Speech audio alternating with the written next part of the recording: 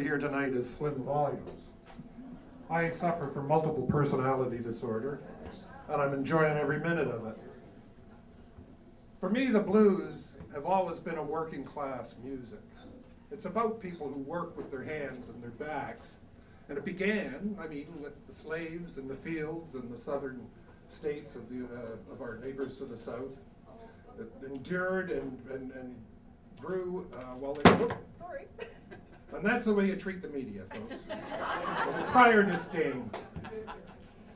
It continued and grew as they were sharecroppers, but eventually, of course, mechanization took over those great industrial farms of the South that we call plantations today, throughout the sharecroppers, throughout the people who've been working there for years, and they all had to migrate north, and the blues came with them. And it's only natural that it should find a home in a place like Hamilton, where we have this strong working class tradition.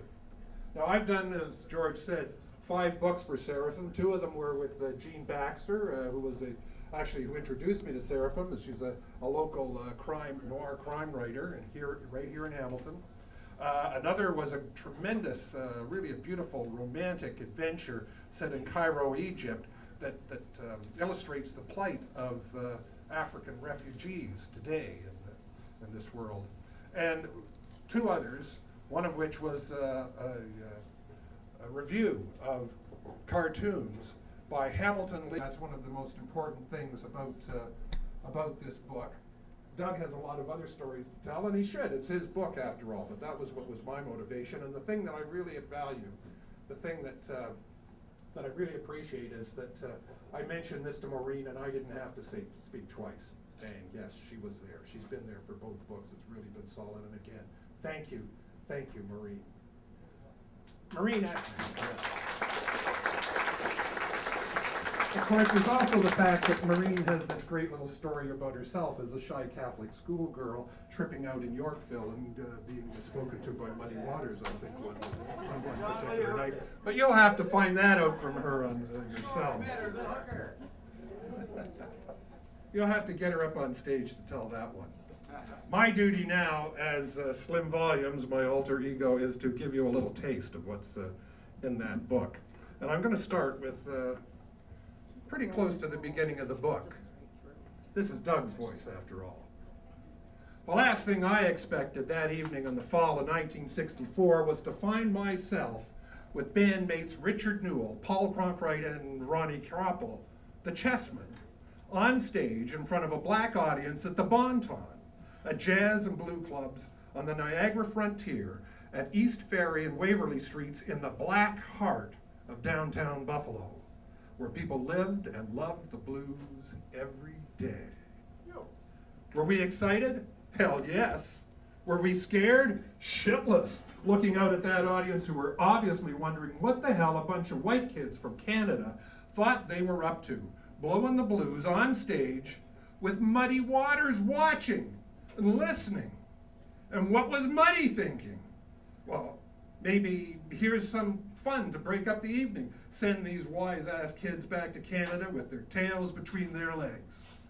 But before we knew it, we were up there fingering our instruments, looking out at a sea of black faces, looking back at us with "the hell" written on each and every one of them. Much like I'm seeing now. And then we were off. Richard led us through a mini set of our best non-Muddy tunes. And when we were finished, the audience applauded. In particular, they applauded a harmonica-playing white kid from Canada who could sing real good too. We watched the stage. Oh, I'm sorry, I'm out of order here. We stayed to watch through the last set. It was Otis Spann and James Cotton, and they each sang a couple of tunes, and then Muddy came back playing his hits. And finally, the finale, the highlight of a night that set the crowd to howling. Muddy singing, "Mannish Boy." I'm a natural born lover. I'm a Rolling Stone.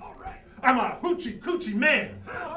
Bragging about how proficient he was at making love and how that big little man he had down where?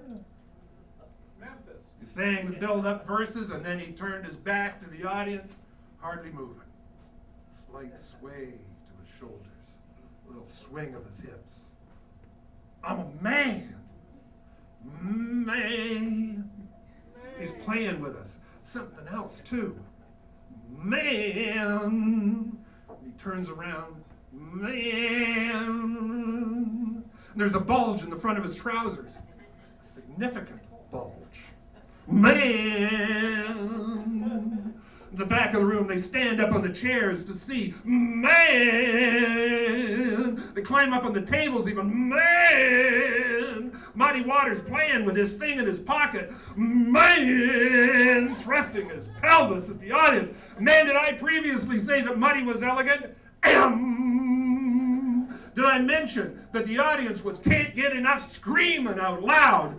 Hey, child. I know I was sitting there open-mouthed, dumbstruck, and what the fuck? And that spelled managed, child. And then he reached way down into his pocket, way down, and he brought out a long-neck beer bottle, holding it up for the whole audience to see. Oh, man! The song done, they go straight back to their theme. It's Jimmy Smith's back at the Chicken Shack, and the audience is out of its hand-smacking, mouth-whistling, mother-loving, foot-stomping collective mind. And we were on our feet, the chessmen, the audience, didn't want it to end ever. When the dust-settled people came over to shake our hands and wish us well. I know Muddy wouldn't have remembered that night, but I will always. What a feeling, son. What a rush. All that encouragement from the audience, from Muddy's band, and from Muddy himself had us believing, man, that we really could, little old us, a bunch of white kids from nowhere, Canada, not just could, but would blow good, authentic blues. Amen.